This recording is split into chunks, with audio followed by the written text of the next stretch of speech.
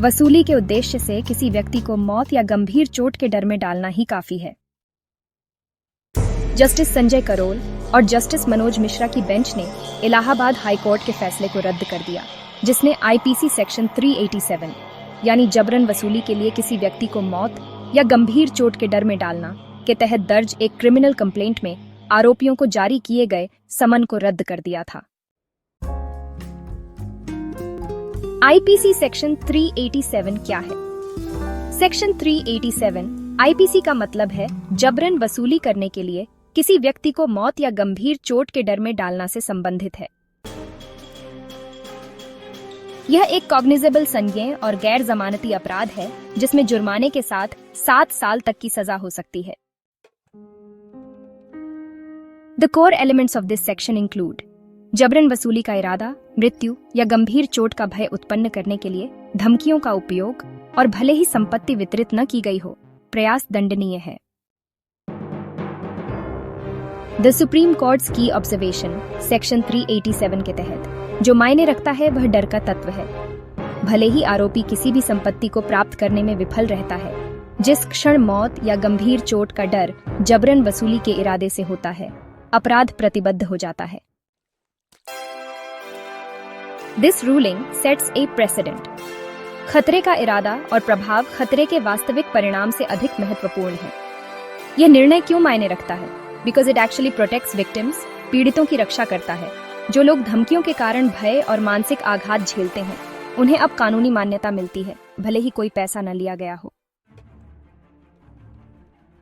कानूनी खामियों को रोकता है। आरोपी केवल इसलिए दायित्व से बच नहीं सकता क्योंकि जबरन वसूली का प्रयास विफल हो गया। And it also strengthens law enforcement. कानून प्रवर्तन को मजबूत करता है। पुलिस और अभियोजक अपराध के पूरा होने की प्रतीक्षा किए बिना धमकियों के स्तर पर कार्रवाई कर सकते हैं। Legal interpretation simplified. अगर कोई कहता है मुझे 1 लाख दो या मैं तुम्हें मार डालूंगा, यह सेक्शन 387 है, भले ही आप 1 भी रुपया न दें। अब क्यों? क्योंकि उगाही का इरादा है। There is an intent to extort. आपको मृत्यु या गंभीर क्षति के भय में रखा गया था। You are placed in fear of death और ग्रीवस हार्म। कानून के हस्तक्षेप के लिए यह पर्याप्त है। That's enough for the law to step in. अब पुलिस एफआईआर सिर्फ धमकियों के आधार पर दर्ज की जा सकती है, भले ही संपत्ति के ट्रांसफर का कोई सबूत न हो। अभियोजकों के लिए भी जबरन वसूली के प्रयास से जुड़े मामलों को अदालत में पेश करने में ज्यादा स्पष्टता मिलेगी और पीड़ितों को अब आर्थिक नुकसान साबित करने की जरूरत नहीं पड़ेगी। डर ही काफी है। यह जो निर्णय है वो सेक्शन 387 को बाकी सेक्शन से अलग करने में मदद करता है, जैसे कि सेक्शन 384 जिसमें जबरन वसूली के लिए संपत्ति का वितरण जरूरी है। वहीं सेक्शन 506 जो सिर्फ धमकियों को कवर करता है, लेकिन उसमें जबरन वसूली का इरादा जरूरी नहीं होता। इस तरह सेक्शन 387 असल में जबरन वसूली और गंभीर धमकी का एक मिश्रण है, जिसमें काफी गंभीर परिणाम भुगतने पड़ सकते हैं।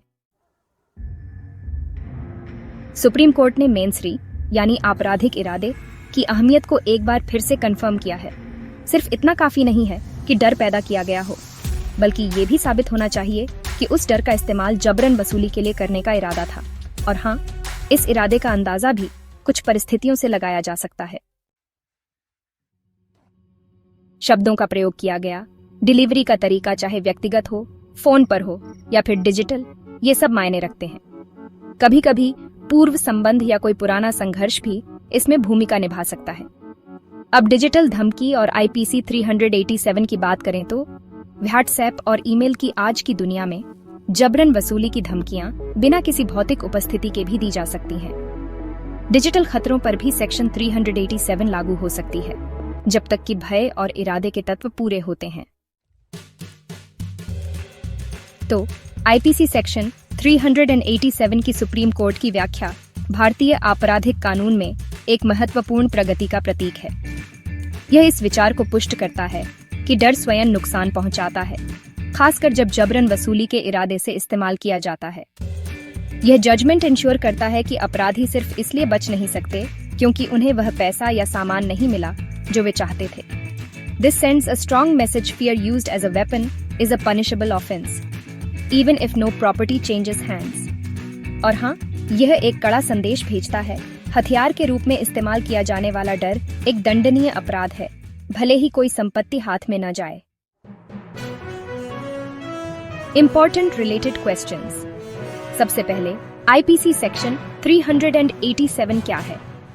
आईपीसी सेक्शन 387 किसी ऐसे व्यक्ति को दंडित करती है जो जबरन वसूली करने के लिए किसी अन्य व्यक्ति को मौत या गंभीर चोट के डर में डालता है। The Supreme Court recently explained that under Bharatiya Dand Sanhita or the Indian Penal Code, Section 387, there is no need for actual delivery of property to constitute an offense. Just putting a person in fear of death or grievous hurt for the purpose of extortion is actually sufficient. The court rejected the High Court's view कि IPC की section 387 के तहत अपराध के लिए संपत्ति की वास्तविक डिलीवरी की आवश्यकता होती है। सेक्शन 387 के तहत जबरन वसूली तभी पूरी होती है जब पीड़ित को मौत या गंभीर चोट का डर हो। सेक्शन 383 के विपरीत, जो जबरन वसूली को परिभाषित करती है और संपत्ति की डिलीवरी को आवश्यक बनाती है, सेक्शन 387 में अपराध स्थापित करने के लिए मूल्यवान संपत्ति के किसी भी हस्तांतरण की आवश्यकता नहीं होती है। इस केस में अपेलेंट के मालिक द्वारा आईपीसी सेक्शन 387 यानी मौत या गंभीर चोट की धमकी देकर जबरन वसूली के तहत एक क्रिमिनल कंप्लेंट दर्ज की गई थी, जिसमें आरोप लगाया गया था कि रेस्पोंडेंट नंबर 1 और उसके सहयोगियों ने उसे बंदूक की नोक पर धमकी दी थी कि या तो वह अपना सुपारी व्यवसाय बंद कर दे या 5 लाख रुपए प्रति माह का भुगतान करे। ट्रायल कोर्ट ने एक समन जारी किया, लेकिन इलाहाबाद हाई कोर्ट ने यह कहते हुए कार्यवाही रद्द कर दी कि कोई जबरन वसूली नहीं हुई, क्योंकि वास्तव में कोई धन या संपत्ति वितरित नहीं की गई थी। हाई कोर्ट के फैसले से दुखी होकर अपेलेंट सुप्रीम कोर्ट चला गया। विवादित फैसले को खारिज करते हुए जस्टिस करोल द्वारा लिखे गए फैसले में कहा गया कि हाई कोर्ट ने आईपीसी की सेक्शन 383 की सामग्री को लागू करने में गलती की, क्योंकि शिकायतकर्ता या पीड़ित को बंदूक की नोक पर मौत का डर दिखाया गया था और उस पर रुपये देने का दबाव डाला गया था। 5 लाख प्रतिमाह और संपत्ति की कोई वास्तविक डिलीवरी नहीं होने के बावजूद ऐसा खुला कृत्य आईपीसी की सेक्शन 387 लागू करने के लिए पर्याप्त था। द कोर्ट एक्सप्लेन्ड, किसी व्यक्ति को डर में डालने से आरोपी आईपीसी की सेक्शन 387 के तहत अपराध का दोषी हो जाएगा। इसके लिए आईपीसी सेक्शन 383 के तहत प्रदान की गई जबरन वसूली की सभी सामग्री को पूरा करना जरूरी नहीं है। We are of the view that the instant case is not fit for quashing, as the 2 essential ingredients for prosecution under section 387 IPC, as discussed, supra have been prima facie disclosed in the complaint। हमारा विचार है कि वर्तमान मामला IPC की section 387 के तहत अभियोजन के लिए 2 आवश्यक तत्वों के रूप में रद्द करने के लिए उपयुक्त नहीं है। ए, शिकायतकर्ता को उसकी ओर बंदूक तानकर मौत का डर दिया गया है, और बी, उस पर 5 लाख रुपए देने के लिए दबाव डालने के लिए किया गया था। हाई कोर्ट ने रद्द करते समय इस तथ्य पर गलत जोर दिया है कि उक्त राशि वितरित नहीं की गई थी। यह इस पर विचार करने में विफल रहा कि क्या पैसा या संपत्ति वितरित की गई या नहीं। यह भी आवश्यक नहीं है, क्योंकि आरोपी पर आईपीसी सेक्शन 384 का आरोप नहीं है। किसी व्यक्ति को मौत या गंभीर चोट के डर में डालने का आरोप स्वयं ही सेक्शन 387 आईपीसी के तहत मुकदमा चलाने के लिए उत्तरदायी होगा।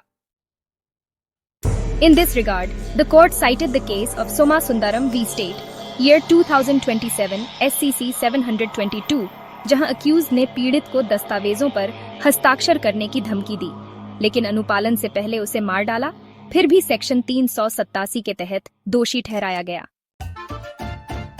In terms of the aforesaid, the court allowed the appeal, restored the case to the file of the trial court, and the parties were directed to fully cooperate, and the hearing was expedited. Case title M.S. Balaji, Traders vs. the State on UP and अन्य।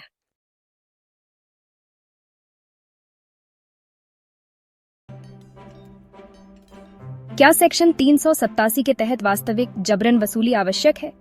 नहीं। Supreme court ने साफ साफ कहा है कि संपत्ति की असली डिलीवरी जरूरी नहीं है। उगाही के इरादे से डर पैदा करना ही काफी है। आईपीसी की सेक्शन 387 के लिए सजा क्या है? इसमें 7 साल तक की कैद की सजा है और साथ ही जुर्माना भी शामिल है। क्या ऑनलाइन दी गई धमकियां सेक्शन 387 के अंतर्गत आ सकती हैं? हाँ, अगर धमकी जबरन वसूली के इरादे से मौत या गंभीर चोट का डर पैदा करती है, भले ही वो डिजिटल माध्यम से दी गई हो, सेक्शन 387 लागू होती है। सेक्शन 387 आपराधिक धमकी यानी सेक्शन 506 से किस प्रकार अलग है? देखिए, सेक्शन 506 आम खतरों से जुड़ा है, जबकि सेक्शन 387 में खास तौर पर जबरन वसूली के इरादे से दी गई धमकियां शामिल होती हैं, जो इसे और भी ज्यादा गंभीर बना देती हैं।